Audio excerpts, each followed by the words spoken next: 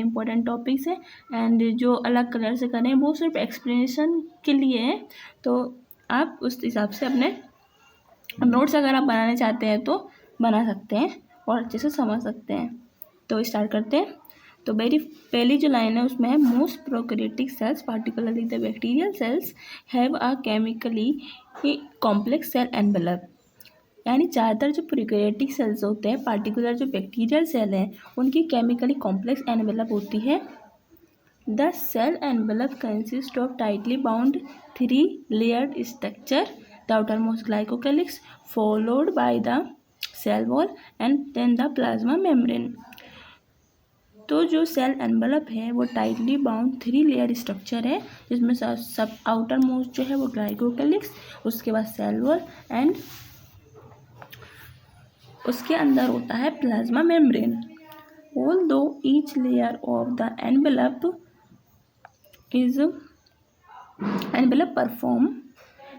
perform distinct function, they act together as a single protective unit। Her layer का अलग अलग function होता है, लेकिन जब ये तीनों मिल जाती है तो ओवरऑल एक प्रोटेक्टिव यूनिट बनाती है सेल के लिए। Bacteria can be classified into 2 groups on the basis of the difference in the cell envelope and the manner in which they respond to the staining procedure developed by the gram, which those that take up the gram stain are gram positive and the others that do not take up the color are gram negative bacteria। तो bacteria को classify कर दिया 2 groups में basis में, इस basis में कि उनका जो सेल एनवेलप है उसमें क्या क्या डिफरेंस है और किस मैनर में वो स्टेनिंग कलर होता है उसको लेते हैं। अगर वो कलर को ले लेते हैं, टेकअप कर लेते हैं तो ग्राम पॉजिटिव, और अगर नहीं करते हैं तो gram negative bacteria. Glycocalyx differs in composition and thickness among different bacteria.